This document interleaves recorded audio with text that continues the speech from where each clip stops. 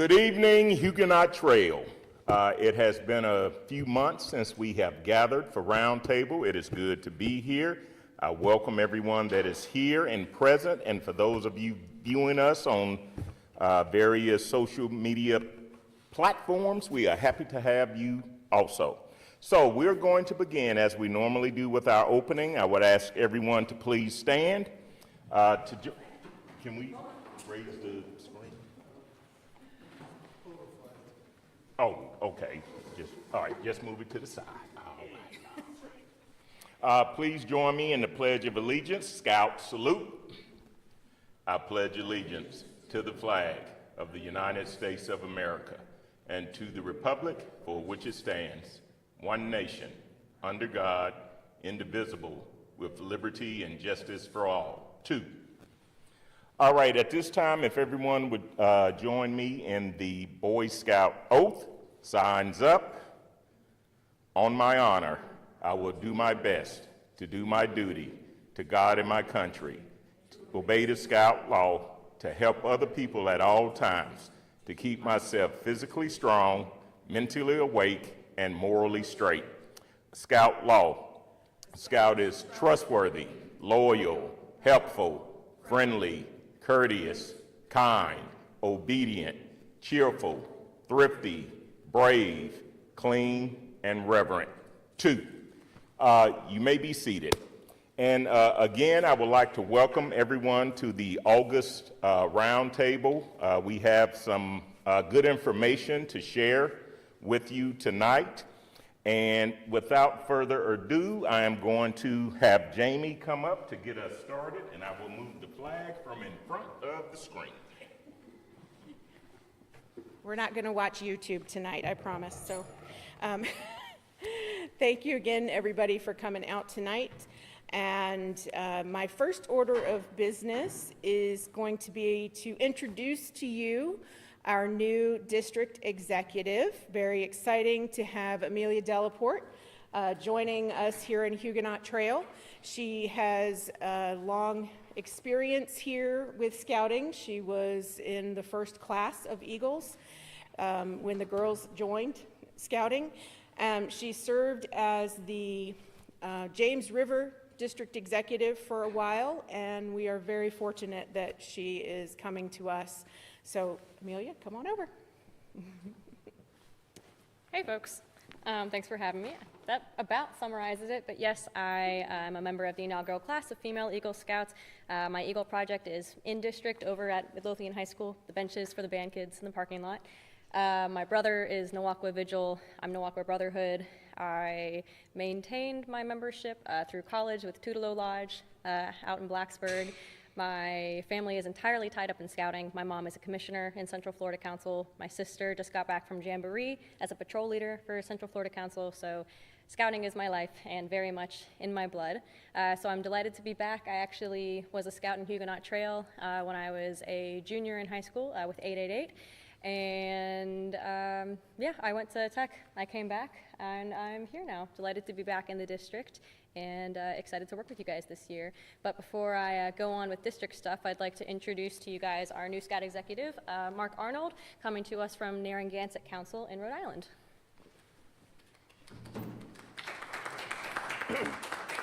Thank you. Glad to be here tonight with the Huguenot Trail District. It's been great. I've been here 4 days now. This is my fifth roundtable or popcorn kickoff, so completing my tour of the district with Huguenot Trail, so happy to be here with you all tonight. Like I said, I've been here all of 4 days, but I am not new to Scouting. Up until this point, I've spent my career as a district executive, district director, development director, director of field service with the Narragansett Council in Rhode Island. And it took the Heart of Virginia Council to pull me away from Rhode Island, but I'm so glad to be here with all of you. I know tonight, as part of the Roundtable program, we're going to be talking about some joint Scouting night stuff, and it's my favorite time of year as a Scout because we get to welcome hundreds of new Scouts and new families into our programs, some of them for the very first time. And this is such an important part of the Scouting year because these scouts starting their journeys, because of the work that you're going to do, this is going to impact their lives so positively. And I just, before I turn it back over, I just can't help myself but to share a really quick story about my time in Rhode Island. Just a couple months ago, I had the opportunity to be at the Narragansett Council's Eagle Scout Recognition Dinner.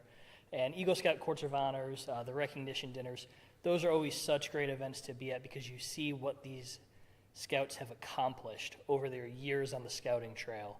I was fortunate enough to sit with our MC for that evening, one of our great female Eagle Scouts, and she excitedly introduced me to her father. And as I was talking to her dad, he said to me, I remember you. 10 years ago, you were at a joint scouting night, and you helped me sign up my son for scouting. And we talked a little bit more about it. He told me where it was, and I'm not going to lie, I didn't remember that night. It didn't happen to be anything more than another joint scouting night for me at the time. But as we talked and he went on, he said, we wouldn't be here tonight celebrating my daughter's accomplishment if it wasn't for you 10 years ago signing my son up for scouting. And you all have the opportunity this fall to welcome those families in, give them that opportunity to sign up for the first time so that in 10, 11, however many years from now, we can celebrate them earning the Eagle Scout Award or whatever level of achievement that they make in scouting. It's going to impact their lives positively. And we have the chance to do that right now, this August, this September. And I just want to thank you in advance for all of that. So Amelia, with that, I'm going to turn it back to you. Thank you, Mark. Yes, as you can see up here, and as you may have guessed by some of the fun things on the table in the back of the room, we are going to start off program tonight with Joint Scouting Night information. When our other folks come up and finish up with some other program after that, I'll go to the back and finish distributing all those things so you can collect them on your way out, whatever you guys might need for any open houses, back to schools you're going to. When you have your Joint Scouting Nights, we'll be bringing things for those, so no need to worry about getting things for that right now. But yeah, so if you want to switch over to the next slide, Drew.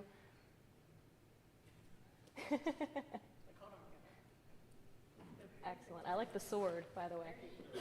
So open house at nice. This is something that council is starting to track pretty much for the first time. You may have received an email from me about it if you're a Key 2 in your unit. We are trying to figure out if people are attending their school open houses, when they are, what kind of supplies you might need for those, and if your PAC doesn't usually attend those, why. So in the future, we might be able to send extra support to help out with those before the Joint Scouting Night season. So the supplies that you'll need for that, pencils, peer-to-peer cards, those fun Nerf bow and arrows, we all got those in the back for afterwards. And Rebecca, if you guys know Rebecca, our lovely Dogwood Commissioner who also runs our social media, she is putting together Facebook advertisements for each of the Joint Scouting Nights. That way, if kid leaves flyer crumpled up in the bottom of backpack, Mom might still see it as she's scrolling when she's waiting in car line to pick kid up. So those will be advertised. The yard signs will be distributed to the schools. You guys can also pick some extra ones up to put in your neighborhoods or outside of your meeting places. So the advertising will be taken care of. Next slide.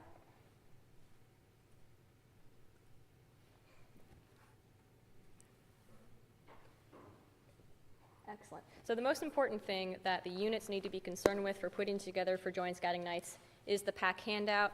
All of this will be coming to the Key 2 in an email ahead of your Joint Scouting Nights.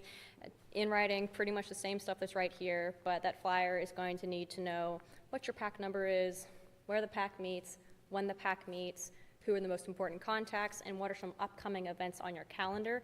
That way, if folks decide to leave the Joint Scouting Night without having signed up, they know who to talk to finish up, or if they decide that they do want to come, they're not going to get lost and not make their way there after signing up. It's also got a lot of information about who should be at the Joint Scouting Night. Of course, any leaders that you're able to provide are great. We'd love to have a cub in uniform or even a younger BSA scout. People love to see what their kids might grow up to be, especially the well-behaved ones or the ones who are having a lot of fun. And leaders who can speak to the benefits of the program for their kids. So if you've got a parent who is really, really stoked about scouting, bring that parent, because parents are going to want to hear from somebody who's excited about it. Makes them feel good. And then, of course, you'll have an organizer from district or from council. I will be attending a lot of them. We do have a few that are on overlapping nights, so we have a team of district volunteers who will be helping out to fill those spots. Next.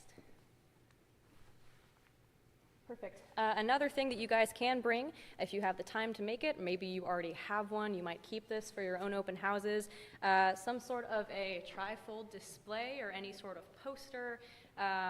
Some units like to bring Pinewood Derby cars. I know of a pack in northern James River that has a beaver statue they carry around. It's their mascot. Funny things that represent the pack, or images that show what the pack has done, things to feel a little bit more immersive than just the council handouts we're giving to the parents. People love to see that. And also belt loops or anything like that. People like to see the achievement aspect as their kids are walking through the program. Next. We do have a small change to Joint Scouting Nights this year. Last year we introduced the monthly payment plan for families who were interested in paying out the membership over month by month over the course of the year. That fee has increased to $18 this year. It's really the only difference with any of the registration process as it stands right now. We'll have a few more updates about that next month for next year, but nothing to be concerned with for the Joint Scouting Night season itself. And we are going to put a little bit more emphasis this year on making sure people understand that it is a 12-month payout, not a month-by-month optional subscription service, which is why we had to up the cost a little bit from last year. But council will be making sure that those month-to-month payments are getting taken care of. The PACs don't have to be concerned with, is my person who's on a monthly payment plan actually making their payments? We'll take care of it. And then last slide. Awesome. And then following up after the Joint Scouting Night, having some sort of a meeting coming up a week, 2 weeks maximum after that Joint Scouting Night is very important, whether you invite them to a den meeting, to a PAC meeting, to a back to the PAC, whatever it is you guys have coming up next is going to be essential for making sure those families stay locked in. If you come to a Joint Scouting Night on Tuesday of 1 week and then you don't have anything to go to for the next 2 weeks afterwards, you might just, forget about it or think, I'm disengaged, I'm good, if you have to wait a whole month. So making sure we can capture them in pretty much as soon as we've got them is essential for making sure that momentum stays and keeps the kids excited. Yeah, and so all of this is going to be coming out to club masters and committee chairs via email, so no need to worry about absorbing it all now, but just wanted to give you guys a bit of a look over what your units are going to be getting and what you guys are going to be working with as we're going into the season. And that is Matt Connor's Joint Scouting Night slideshow. All right, I believe you had some papers. I can read off some of the exciting calendar events coming up. And then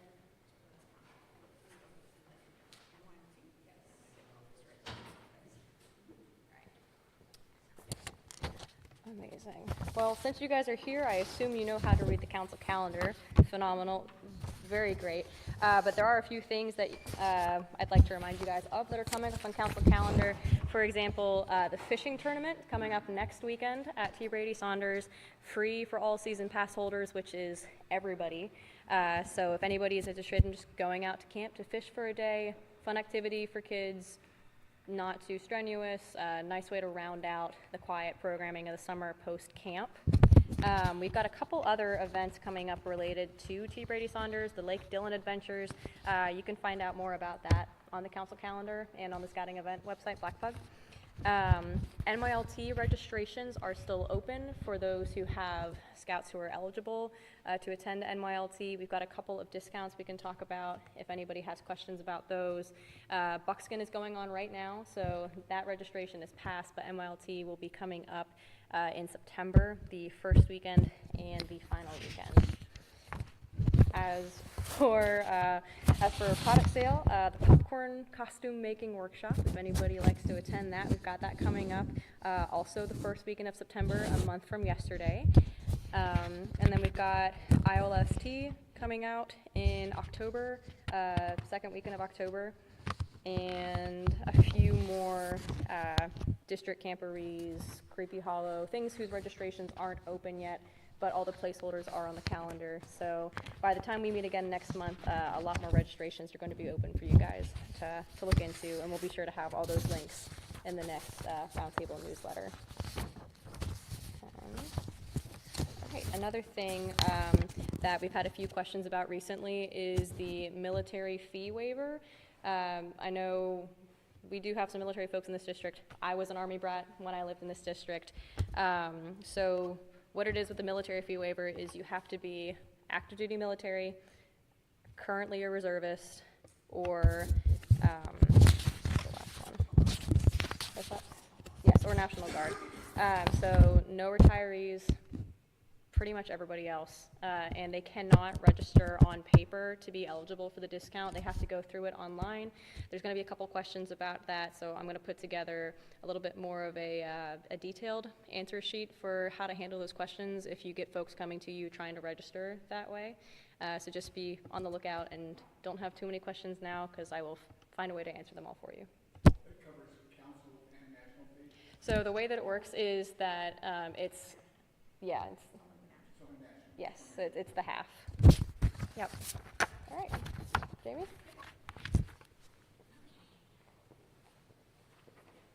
Which is still a fantastic discount. So they do get $0 for the national fee. They do still pay the council fee. We still have to support our camps and our events and all of those things. So we definitely need to keep that. So we talk a lot about joint scouting nights, which are pretty much geared towards our elementary age children and Cub Scouts. But that doesn't mean that we have to leave out our older scouts, particularly our middle school aged students.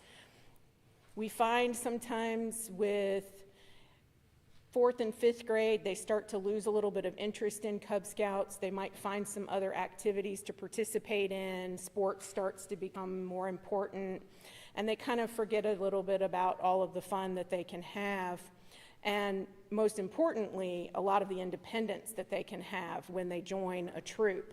So it's a great opportunity to reach out to your middle schools as well. Don't just schedule the time to go to back to school nights at the elementary schools. If you're trying to bring in maybe some of those students who didn't choose to be in Cub Scouts in elementary school, or maybe they stopped coming in 3rd, 4th, or 5th grade, could be a good opportunity to reach back out and remind them that the troop is a little different than Cub Scouts was. And how we recruit at that level has also got to be a little different. Their maturity level is not, looking to necessarily shoot BB guns and, play with Pinewood Derby cars. So they want to see that they can really get out and do some things on their own. So a great way to be able to illustrate that is to have a school rally. So set up with your middle school a time to visit during the school day, kind of just like we might do during JSN's preparing for that, visiting schools. But don't go like this. I hate to say it, as much as I love this uniform, and as much as it's important to show our unity, that's kind of one of those things at that age that's a turnoff to these kids. So, you go in your Class B t-shirt, right? Maybe it's the shirt that you got from this year's summer camp. And maybe you set up a camping display. Have a backpack. Bring a fishing rod. Talk about the things that you go and do, because that's the stuff they're really interested in. They're interested in, what's going to be fun about this activity for me. Now we're talking about kayaking, right? Whitewater rafting. We're talking about, going out without your parents, cooking your own food, backpacking, challenging them to go outside of their comfort zone and do something that is going to be different. So in doing that, it can be a little difficult to gather information from the kids. So you're going to have to take something with you that they can get more information later and register. Have something already planned outside of that event. Have an open house. Have the information for your troop. Here's where you're going to come on Monday night at 7 o'clock because this is where we meet. And here's a QR code, and you can just click that on your phone, and it's going to give you all the information that you need. So we need to keep up with our technology, right, with these kids, because that's how they live in this world. You know, and be able to gather some information from them quickly, that maybe there's a form attached to that their parents can fill out. But make sure that you get that into their hands the next time they can show up, and then say, come on and bring your parents, right? And we'll talk about that. But make sure you have everything lined up to have a great troop open house so that you can have, hopefully you've got a new member coordinator who can help you out with parent meetings and talk to those parents about what it is that we do as a troop, how you can get involved, how you can sign up your scout, you know, what all of those details are, and then let your scouts take care of the rest. It's, you know, if you've got somebody that will come and join you, then they've got to be excited about what is happening, right? So your scouts need to plan a meeting that's going to engage with them and talk about the things that they get to do when they are going out on these adventures. And also really making sure that they feel welcome. That's really a big part about it. Making sure they feel like they've been invited to be there, and that this is going to be a group of people that they can bond with and that they can really, you know, learn from and have a really, really great time. So just be excited and share that with them. So that's my soapbox for that for tonight. Does anybody have any other announcements that we made to make for this evening?